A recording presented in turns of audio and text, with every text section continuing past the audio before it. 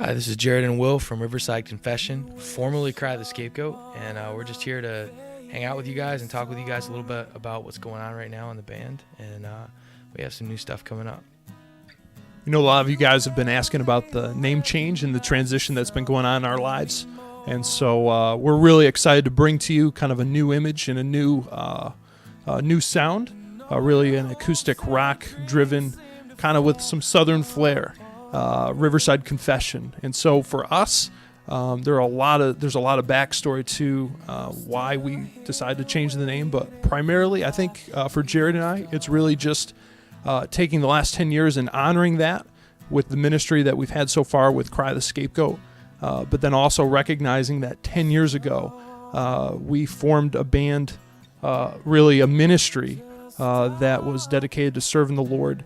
While Jared and I both met at Bible college, and in attending Practical Bible College, now Davis College, is located on Riverside Drive. And so it kind of takes us back to a moment in time where we made a confession to the Lord. God, this is what we are going to put in your hands. This is what we're going to dedicate our lives to, and we're going to serve you to the fullest. In conjunction with, the name change and looking forward to, making sure that our name change was associated with the ministry of Christ. I think for the last 10 years, I think what we have dedicated ourselves to is really being as forward as possible with presenting the gospel to a culture that has been really apprehensive to not only the gospel, but really a pointed sharing of truth and love. And so our music has that sort of sense of we're going to the battlefield, we're fighting a battle that's already been won. God's got the victory, and it's about walking in victory. So all our songs, well, they still deal with some of the problems in life and some of the struggles in life. They come from a totally different perspective than what we originally started with. You know, today we're writing music that reminds us that though we feel lost, though we feel alone, that God is there. He's won the battle for us. If we could just allow him in and walk in that freedom and that victory. So it's really victory music, it's really cool. It's a cool place. It also reflects the change that God's done in our lives since we started in the band, 10 years ago, to be in that place of writing music. I think that doesn't just leave you in that lonely place. It takes you from that lonely place to reminding us that there's victory in Christ. Right now we're working on a project called the Home Sessions Volume 1, so which means that we're probably going to do a couple of these. Basically, we've had the chance to work with, I talked about this a little bit in an interview earlier in the week, but we've worked with a lot of cool people God's put us in connection with, and it's been a neat journey there. We've learned a lot. Right now we're here, and basically this room that we're doing this interview in right now, this is where we're going to record Home Sessions. We've already started work on that. Hopefully, we're hoping that within the next month to really have a good chunk of that done. So you can be looking for that pretty soon. Literally within the next couple of months, an EP will be coming out. So that's exciting as far as that goes. And we have some other stuff in the works, we're just praying for resources and funding to take the next step in our musical journey as far as recording goes. What about you, Will? What else? Actually, the funny thing about the Home Sessions recording and the EP that we're coming out with is really an intimate part of our journey that we really just want to expressly share with you. And so through the Home Sessions EP, I think what you're going to find is a tremendous amount of encouragement as Jared and I have been wrestling in our own personal journeys through many different transitions in our lives. And I think the music is going to reflect that, because ultimately what's going to be showcased is God's glory. So what is a funny moment for me in the band over the last 10 years? The whole band is really a funny moment in general. I think it's a big funny deal. Like our first concert, funny moment the whole time. I would say probably for me, I think the funny moments are when we're in the car traveling.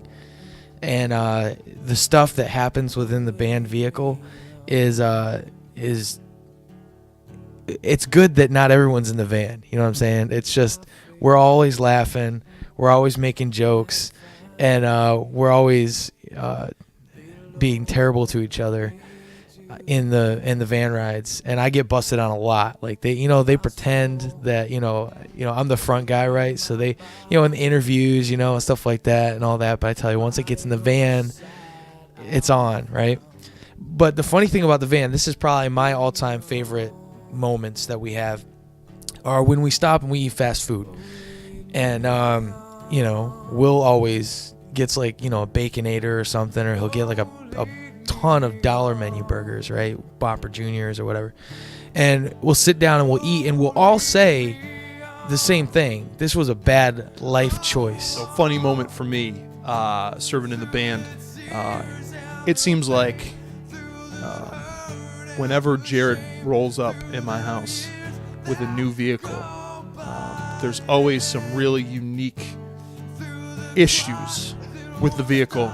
And I'll never forget, we were on our way to the studio, rolling down in his red car, and we're pulling out of the driveway, and we're heading down the road, and I hadn't had a chance to buckle my seatbelt yet. And all of a sudden, while I'm riding in the front passenger side, the door flies open, and I almost fell out of the car. And Jared is sitting there laughing at me. I'm almost dead.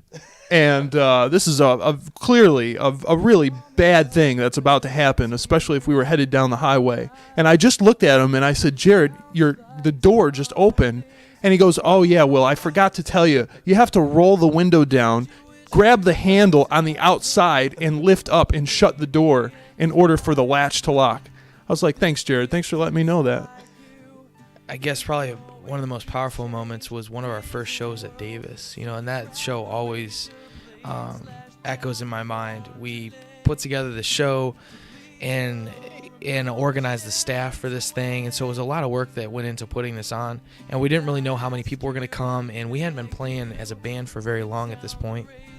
And I remembered how many kids had come in. There were over 350 kids there at the show, and youth workers and parents, and it was just amazing to see. And we played a full concert. We preached the gospel that night. We preached for about 45 minutes, and to see that many students just sitting on the ground, paying attention, listening, clued in to what's going on, it was amazing. And I remember just being really emotional after that event and realizing that I couldn't do anything else with my life. I tell people all the time, if you want to go into ministry of any kind, a full-time ministry, you can't go into it if you could do anything else.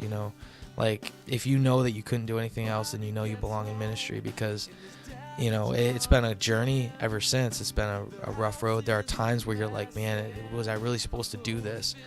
But it's those moments that you remember when God shows up and he took little resources and he made this beautiful event happen, and where lives were changed and impacted. And so that day on, I just had the bug. I knew that this was what I had to do, and I've been going ever since. So that's probably my favorite band moment.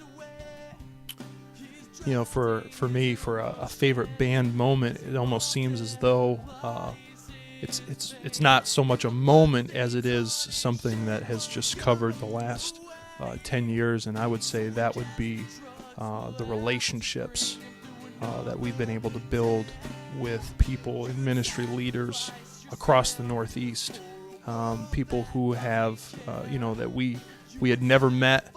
And, after doing ministry alongside them, we would just form such a partnership and relationship in the gospel. And the Lord has just used so many, countless people, pastors and lay leaders, and just people who love the Lord to support us. And those relationships that we have with people who have encouraged us have been of infinite worth. And so we probably wouldn't be able to do or have favorite band moments or even be able to proceed with Riverside Confession, the new stage in the game 10 years later.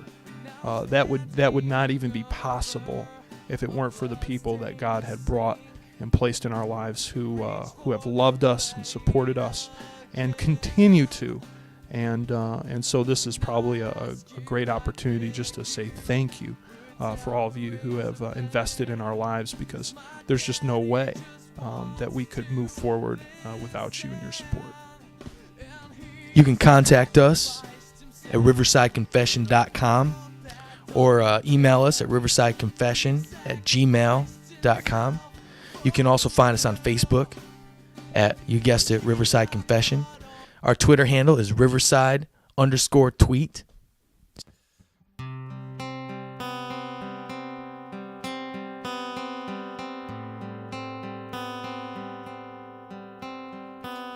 Write this song with a guitar half out of tune. A lot like a lot of the life that we've been through. And I wish I could just erase the things I've seen. These images haunting all my dreams. But some men were made for battle, and some men were made for war. But what happens next when this battle is done? Will we know how to live when we lay down our guns? What happens next? What happens next?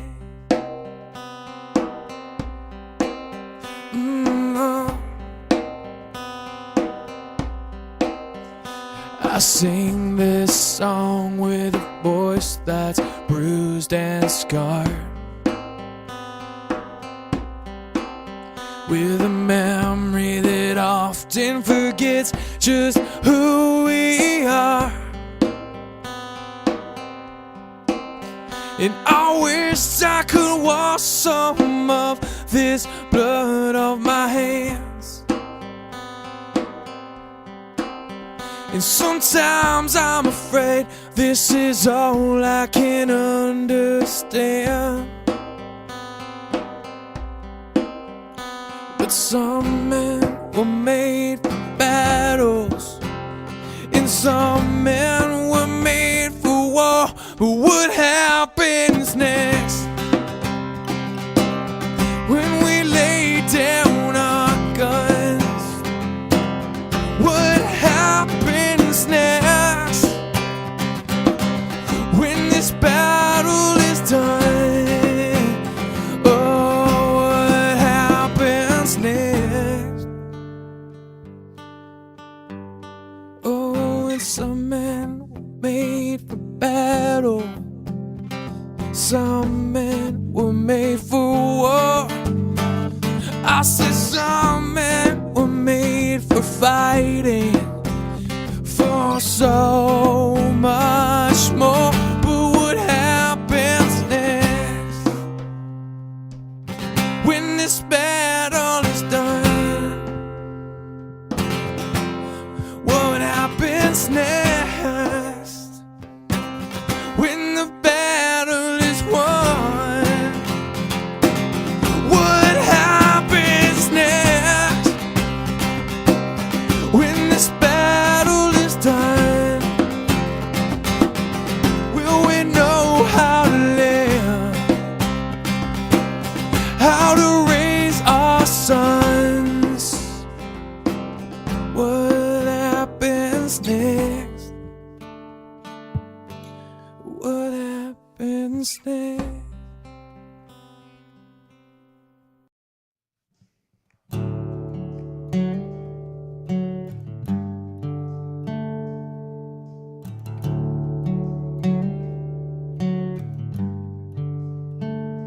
And I'm afraid